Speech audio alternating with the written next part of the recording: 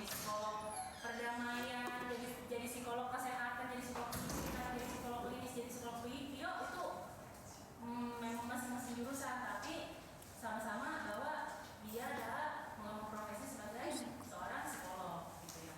Biasanya kalau orang MPSI itu pasti belakangnya ada MPSI titik psikolog gitu, karena setelah kalian lulus S2 itu kan langsung jadi psikolog, emang kan lengkap gitu di dirinya teman-teman. Sama aja kayak dokter kan, dokter juga kayak gitu ya. Itulah ya. Jadi undang-undang itu teman-teman pelajari, baca ya, kan udah belajar juga mungkin di kode etik, jadi nggak di kode etik. Di kode etik dia ngomongin undang-undang juga nggak, undang-undang yang ini undang-undang kita ini ya kan. Terus ngapain aja kalian di kode etik tuh? Belajar apa aja? Ini nanti teman-teman bisa baca etika pemeriksaan psikologis ya. Jadi kita harus menjaga rahasia pribadi dari subjek kita. Pada saat saya kemarin melakukan praktek kerja psikolog itu, kan kami itu ke rumah sakit jiwa, ke panti werda ya, ke SLB, kemudian kan kita kan menganalisa tuh ya kasus-kasus apa aja yang ada di situ. Misalkan pada yang di rumah sakit jiwa itu misalkan mereka ada yang skizofrenia, ada yang PTSD ya, post traumatic disorder macam-macam. Nah itu kita kan bikin laporan itu ya teman-teman. Itu aja bikin laporan aja namanya itu diinisialkan. Gitu. Besok-besok pun teman-teman kalau kan bentar lagi menjelang nih besok semester 7 semester 8 kan kalian udah mulai bikin skripsi itu. Bikin skripsi itu kan nanti kemungkinan akan ada dua kan, kalian pakai metodologinya dong, metodologi kuantitatif dan metodologi kualitatif gitu kan. Nah pada saat menyebar kuesioner, kalau nanti pakai kuantitatif, lu kan sebar kuesioner ada identitas tuh ya, kayak nama gitu, itu sebenarnya nggak penting ya. Jenis kelamin maybe penting nggak penting tergantung. Kalau anda nanti mau menyajikan datanya berupa demografi, itu perempuan laki-laki, ntar dibagikan perempuan berapa laki-laki berapa, itu is okay. But kalau nama or inisial itu nggak usah aja ya. Kayak misalkan kan data demografi itu kan itu tadi jenis kelamin, usia, tempat tinggal. Ntar kan lo kan kalau lagi neliti mau bandingin nih, misalkan yang di pedesaan, di perkotaan, di kota besar, ya gitu ngerti kan ya. Nah itu data demografi nggak apa-apa tuh, tapi kalau kayak nama gitu mendingan nggak usah.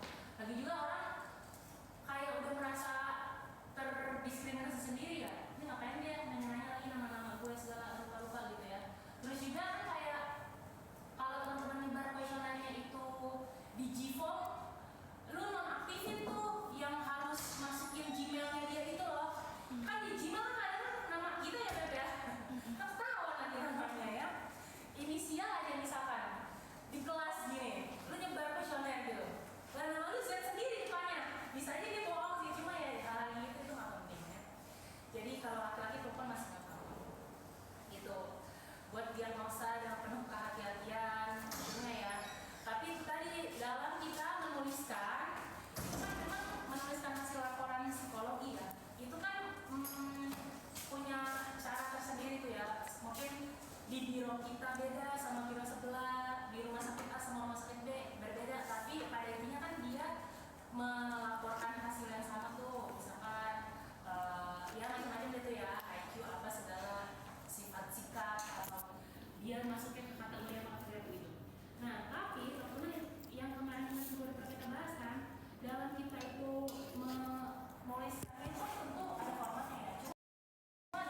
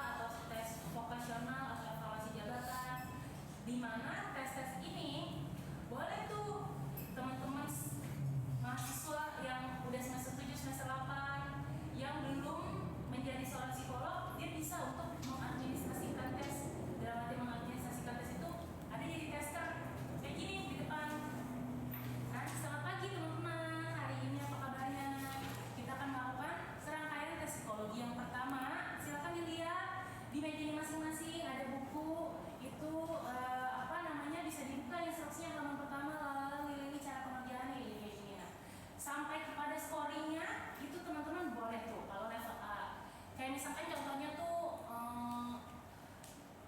APM, IST itu ya kan dia kan cuma soal-soal berupa gambar save itu juga termasuk ya. Kan cuma ngejawabkan ABCD lalu kan tinggal lihat kunci jawaban gini, kalau dia salah ya atau salahin kita tinggal di skor gitu. Kemudian nggak memerlukan analisis psikologi yang mendalam seperti kayak tes TAT, tes sosial kayak gitu ya. Itu level A.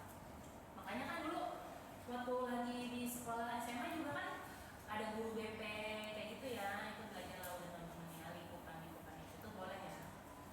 Nah kalau yang di level B, dia tesnya itu mempersyaratkan pengetahuan tentang konstruksi alat tes, termasuk pengetahuan tentang statistik, individual difference, dan juga yang lain-lainnya. Nah jenis tes ini dapat dilaksanakan oleh mereka yang telah mendapat pelatihan khusus dan memiliki kemampuan tentang alat tes psikologi, contohnya tes intelijensi, ya kan, tes minat bakat, tes kepribadian, dan teknik inventorinya.